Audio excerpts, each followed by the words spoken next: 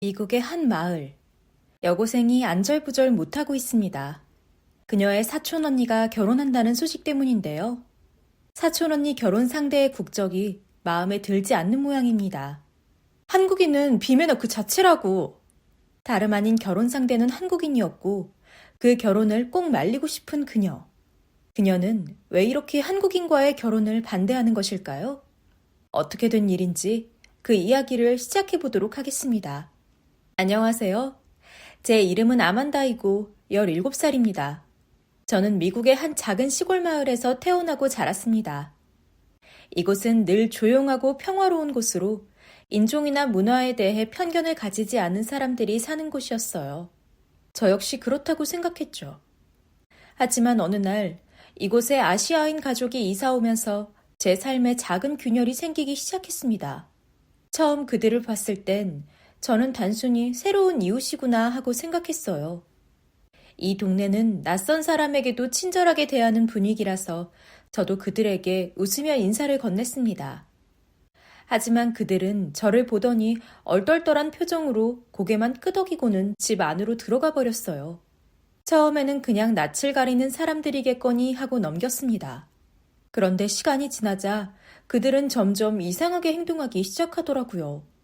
몇 주가 지나고 저는 창문 너머로 그 가족이 우리 집 마당에 들어와 있는 것을 발견했습니다.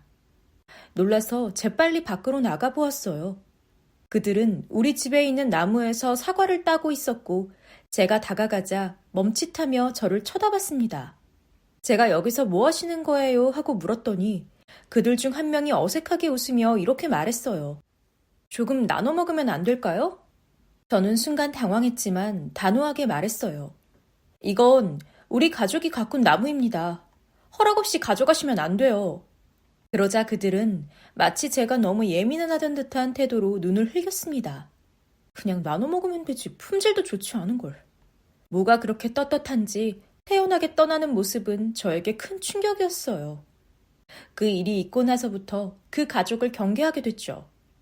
그런데 그뿐만이 아니었습니다.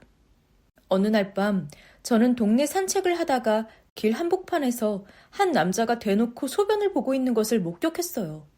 믿을 수 없는 광경이었죠.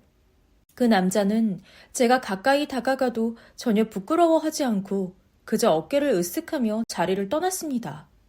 나중에 알고 보니 그도 그 아시아인 가족 중 한 명이었습니다. 그리고 며칠 뒤 그날은 택배가 도착했다는 연락을 받고 학교에서 급히 돌아왔었는데요.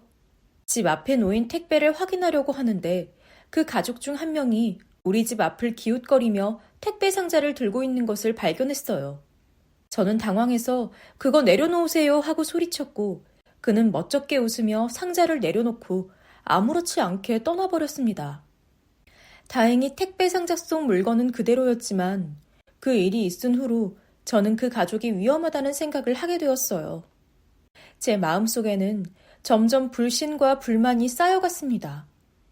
더욱 당황스러운 건 이 가족이 저희 집뿐만 아니라 동네 사람들에게도 종종 문제를 일으킨다는 사실이었어요. 동네 아이들의 자전거를 몰래 타고 다니거나 남의 정원에 있는 꽃을 꺾어가는 행동을 했다는 이야기를 듣고는 더 이상 참을 수 없었습니다.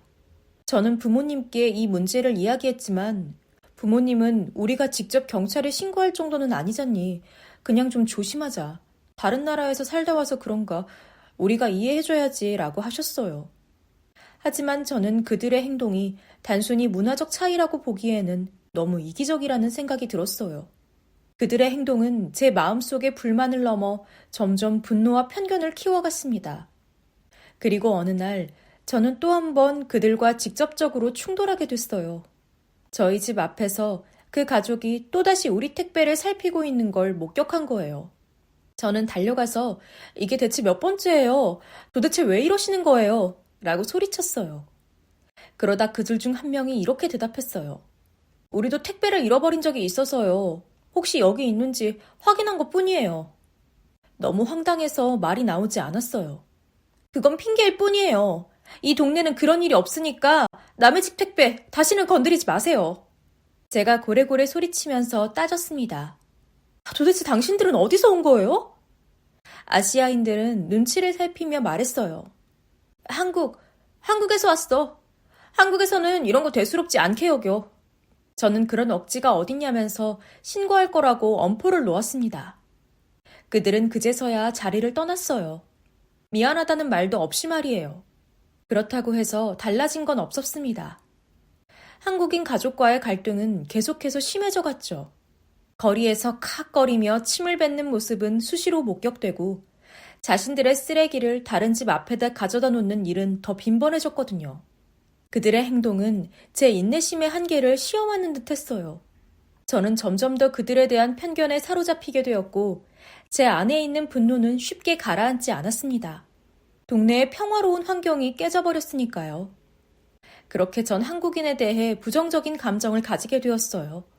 이런 스트레스를 받으며 일상을 이어가던 어느 날 사촌언니 제니로부터 전화가 왔습니다.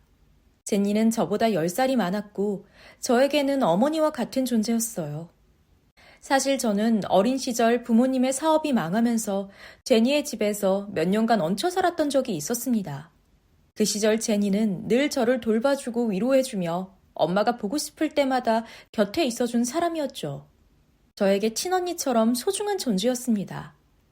전화를 받은 저는 밝은 제니의 목소리에 잠시나마 기분이 좋아졌어요. 아만다, 좋은 소식이 있어. 나 결혼해. 제니의 말에 저는 놀라면서도 기뻤습니다. 하지만 곧바로 상대가 누구인지 궁금해졌죠. 누구랑 결혼하는데? 우리가 알고 있는 사람이야? 제니는 약간 수줍은 듯한 목소리로 대답했어요. 한국 남자랑 결혼해. 그의 이름은 성준이고 지금 한국에 있어.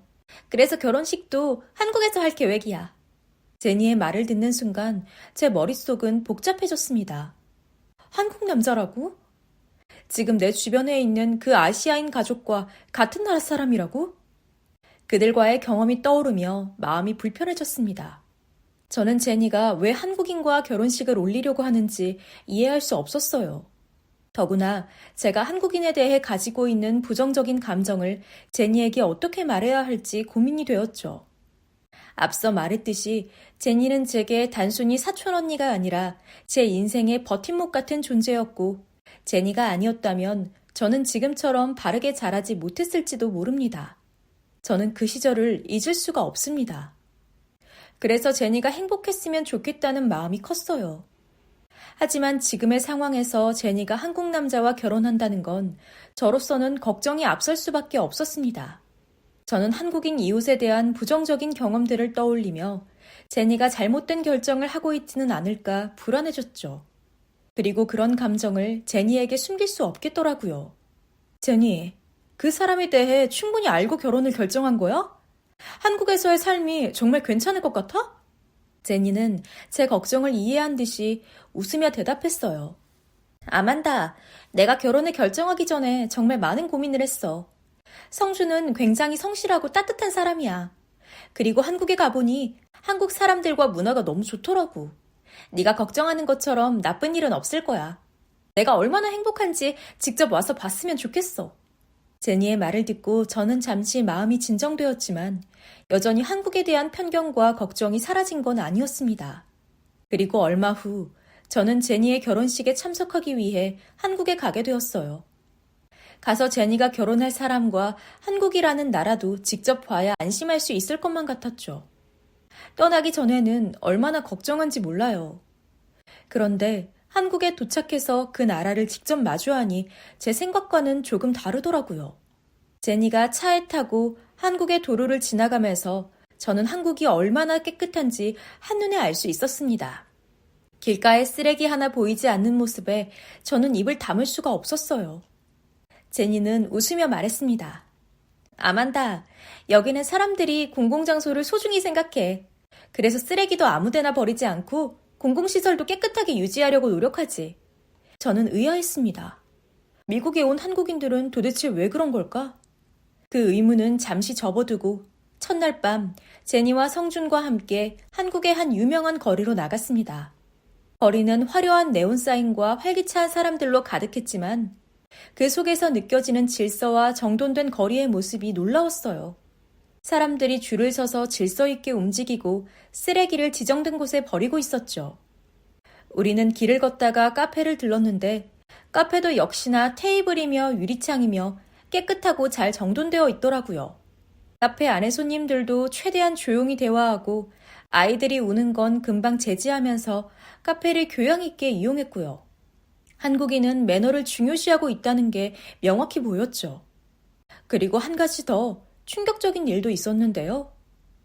주문한 음료와 디저트가 꽤 많아서 셋이 같이 가지러 가야 했는데 성준이 핸드폰과 핸드백을 챙기는 저를 말리는 게 아니겠어요? 저는 깜짝 놀라며 물었어요. 누가 훔쳐가면 어쩌려고요? 그는 웃으며 말했어요. 여기선 그런 일이 거의 일어나지 않아. 대부분의 사람들이 남의 물건을 건드리지 않거든. 그 말을 듣고도 믿기지 않았지만 며칠 동안 한국에서 지내면서 저는 그의 말이 틀리지 않았다는 것을 알게 되었어요. 사람들은 서로를 신뢰하는 듯 공공장소에서 물건을 두고 다녔습니다. 한 번은 제니와 지하철을 탔는데 누군가가 가방을 두고 노선도를 보려고 몇 분간 자리를 비우는 모습을 봤어요. 하지만 아무도 그 가방에 손을 대지 않았죠. 미국에서는 상상도 할 수 없는 일이에요. 그렇게 지하철에서 내려 밤늦게 제니와 함께 편의점도 갔는데요. 거리는 조용했지만 위험하다는 느낌은 전혀 들지 않았어요. 제니에게 물어보니 한국은 밤에도 치안이 좋아서 여성들이 혼자 다니는 일이 흔하다고 했습니다. 그 말에 저는 또 한 번 놀라 물었어요. 어떻게 이렇게 안전할 수가 있지? 여기는 사람들 간의 신뢰와 규율이 잘 지켜지는 편이야.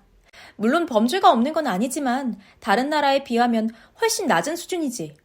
하지만 제가 본 한국의 모습은 단순히 깨끗하고 안전한 것에서 끝나지 않았습니다. 사람들의 배려심과 시민의식은 제가 경험한 그 어떤 나라보다도 훌륭했어요.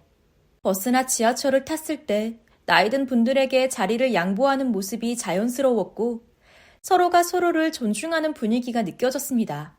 한 번은 길을 걷다가 실수로 한 남자의 어깨를 부딪혔는데 그가 먼저 미안하다고 말하며 고개를 숙였어요. 그 상황에서 저는 너무 놀라 제가 잘못했어요 라고 말하며 사과했지만 그는 웃으며 괜찮다고 대답했습니다. 이런 작은 순간들이 쌓이면서 저는 한국이라는 나라에 대해 새로운 시각을 가지게 되었어요. 그럼에도 불구하고 제 안에는 여전히 혼란스러운 감정이 남아 있었습니다. 미국에서 한국인 가족과 겪었던 일들이 여전히 머릿속을 떠나지 않았거든요. 그러던 와중 저는 또다시 길 한복판에서 소변을 보고 있는 남자를 목격하고 말았어요. 그 장면은 또 한 번 제게 충격을 주었죠. 저는 바로 제니와 성준에게 말했습니다. 미국에서도 저런 행동을 하는 한국인을 봤어요. 정말 믿을 수가 없었죠. 다시 한 번 봐도 충격이네요. 성준은 그 장면을 보고 그 남자에게 다가가 정중하지만 단호하게 말했어요. 그는 중국어로 무언가를 말했는데 어찌나 목소리가 큰지 뻔뻔하게 나오는 태도가 조금 떨어져 있는 저희에게 선명히 보였습니다. 그런데 그 사람의 말투가 어딘가 익숙하더라고요. 도중도중 영어도 사용했는데 동네에 이사를 온 그 아시아인들과 억양이 똑같았어요. 중국인 남성과 잠시 실랑이를 벌인 성준이 돌아오며 말했습니다.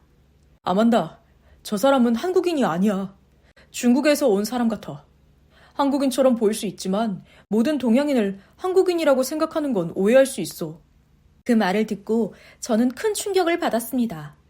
그동안 제가 겪었던 일들이 꼭 한국인 때문만은 아니었을지도 모른다는 생각이 들었죠. 제니도 덧붙여 말했습니다.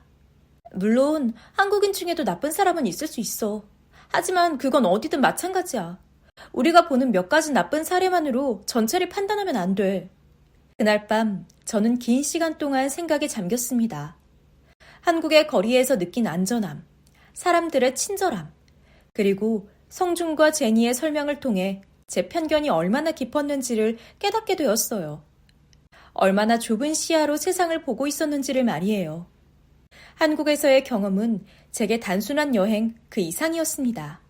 사람들과의 만남, 그들의 시민의식과 서로에 대한 신뢰는 저에게 큰 가르침을 주었고 제 삶을 바라보는 방식에 큰 변화를 주었습니다. 그렇게 저는 미국에 있는 이웃을 비롯해 개인이 저지르는 나쁜 행동이 그 국적의 모든 사람들과 사회를 대표하지 않는다는 것을 받아들이게 되었어요. 하지만 동네에 있는 아시아인들의 억양과 한국에서 보았던 중국인의 억양이 비슷했다는 것이 신경 쓰였습니다. 그 사람들이 한국 사람이 아닌 것 같다는 느낌이 들었거든요. 나쁜 행동을 해놓고 특정 인종이라 주장하며 편견을 만드는 것이라면 그것 또 다른 문제라는 생각이 들었습니다. 이런저런 생각들을 안고 저는 한국을 떠나 미국으로 돌아가는 비행기에 올랐습니다. 비행기 안에서 저는 고심 끝에 한 가지 아이디어를 떠올렸는데요. 제가 한국에 오기 전 몇 가지 인사말을 익히기 위해 다운받은 회화 어플이 있었는데 거기에 중국어 파트도 있었어요. 저는 중국 사람입니까? 라는 말을 비롯해 국적을 묻는 말들을 중국어로 연습했습니다. 하지만 저의 발음과 억양은 완전 엉망이었어요. 그런데도 이 어색한 중국어로 물었을 때 바로 알아듣는다면 그들은 중국인일 거라고 확신했죠. 저는 문제를 일으키던 아시아 이웃과 중국어로 대화해보기로 마음먹었어요. 며칠 뒤 미국 집으로 돌아온 저는 다시 익숙한 일상으로 복귀했습니다. 여전히 아시아인들의 민폐를 목격하는 그 일상 말이죠. 저는 미국에 돌아온 지 얼마 안 되어 그 가족 중 한 사람이 길가의 음식물 쓰레기를 아무데나 버리는 모습을 목격했어요. 이번에는 망설이지 않았습니다. 저는 다가가 큰 소리로 외쳤어요. 당신 중국 사람입니까? 그 사람은 깜짝 놀란 표정으로 저를 쳐다보더니 아니라고 말했습니다. 당황했는지 중국어로 말이에요. 저는 그의 반응에 순간 확신이 생겼어요. 역시 한국인이 아니었구나. 하지만 그가 다시 영어로 말을 이어갔습니다. 아니, 나는 한국인이야. 저는 황당해서 거칠게 쏘아붙였어요. 지금 중국어로 말하셨잖아요. 왜 자꾸 한국인이라고 주장하는 거예요? 그도 제 말에 똑같이 쏘아붙이며 대답했습니다. 한국인이 맞다니까? 뭘 한다고 그래? 그는 얼마나 흥분한지 영어를 썼다가 중국어를 섞어서 말했어요. 아마 영어로는 할 수 있는 말이 제한적이어서 그랬던 것 아닐까요? 유창한 중국어 실력에 이 아시아인이 중국인이라는 것을 확실하게 알게 된 순간이었죠. 당신의 행동이 부끄러운 줄 알고 한국인이라고 하는 거지? 왜 본인이 잘못해놓고 다른 국가에 편견을 만드는 거야? 저는 따끔하게 말해주고 얼른 집으로 향했습니다. 하지만 후련해지기는커녕 이런 말을 할 자격이 있나 제 스스로 부끄러웠어요. 그동안 제가 가지고 있던 한국인에 대한 편견이 얼마나 얕은 지식에 기반한 것인지 제대로 알아보지도 않고 경험만으로 모든 것을 판단해버렸다는 사실이 저 스스로 너무 민망했습니다. 제니와 성준을 통해 보았던 한국인의 모습과 제가 이 가족을 통해 느꼈던 부정적인 감정이 한데 뒤섞이며 혼란스러운 감정이 몰려왔습니다. 저는 그날 이후로 스스로에게 많은 질문을 던졌습니다. 왜 그들의 행동만으로 한국을 판단했을까? 왜 나는 일부가 아닌 전체를 보려는 노력조차 하지 않았을까? 그 사건 이후 저는 더 넓은 시야로 세상을 바라보려고 노력하기 시작했습니다. 그러면서 우리나라, 미국에 대해서도 다시 생각하게 되었어요. 한국에서는 사람들이 공공장소에서 지킬 수 있는 규칙들을 스스로 엄격하게 준수하며 타인에게 피해를 주지 않으려는 노력을 자연스럽게 보여줬습니다. 하지만 미국은 어떨까요? 저는 고개를 들어 주변을 둘러봤습니다. 뉴스나 SNS를 보면 공공장소에 쓰레기를 버리고 주차 공간을 두고 다투고 남의 물건을 함부로 가져가는 등 서로를 배려하지 않는 모습들은 미국 사회에서 너무 흔한 일이었습니다. 하루는 동네를 걸으며 길거리에 흩어진 쓰레기들을 보게 되었습니다. 물론 전반적인 미국 사회와 비교했을 때는 양호한 편이었지만 우리 동네 사람들도 같은 방식으로 행동하고 있다는 것을 부인할 수는 없었죠. 길거리에 버려진 패스트푸드 포장지, 아무렇게나 쌓아둔 쓰레기 봉투, 그리고 공공장소에서의 무례함. 제가 미국에서 경험했던 여러 모습들은 한국 사회의 발끝도 미치지 못했습니다. 그리고 미국뿐만 아니라 오래전에 방문했던 유럽의 모습도 떠올렸습니다. 스페인, 프랑스, 영국 모든 국가에서 소매치기는 일상이었고 밤에 나가는 건 상상도 못할 일이거든요. 이것은 단순히 특정 국적이나 민족의 문제가 아니라 우리가 살아가는 사회가 가진 문제라는 것을 깨닫게 되었습니다. 왜 우리는 서로를 배려하지 못할까? 미국인이라고 해서 우리가 특별히 더 나을 거라고 은연중에 생각해왔는데 얼마나 어리석은가. 한국에서의 경험이 저를 감동시킨 이유는 단순히 깨끗한 환경이나 높은 치안 때문만은 아니었습니다. 그것은 사람들의 의식 수준이었습니다. 모두가 스스로의 행동이 공동체에 어떤 영향을 미칠지를 고려하는 태도, 그리고 공공장소에서도 타인을 존중하려는 마음이 그 사회를 이끌고 있다는 것을 저는 분명히 느꼈습니다. 한국에서 보고 배운 시민의식은 제가 가진 자만심을 여지없이 무너뜨렸습니다. 저는 그들을 통해 깨달았습니다. 문제는 아시아인 가족의 행동이 아니라 저를 포함한 우리 모두의 태도에 있다는 것을요. 그날 밤 저는 인터넷을 검색하며 한국의 시민의식에 대해 더 깊이 알아보기로 했습니다. 왜 한국에서는 사람들이 공공장소를 깨끗하게 유지하려 하고 서로를 존중하려는 노력을 기울이는 걸까? 이 모든 것은 어디에서 비롯된 것일까? 그리고 우리는 이런 태도를 어떻게 배울 수 있을까? 인터넷을 보니 많은 외국인들이 저와 같이 한국의 치안과 시민의식에 감동했다는 내용이 많았습니다. 저는 탄식했죠.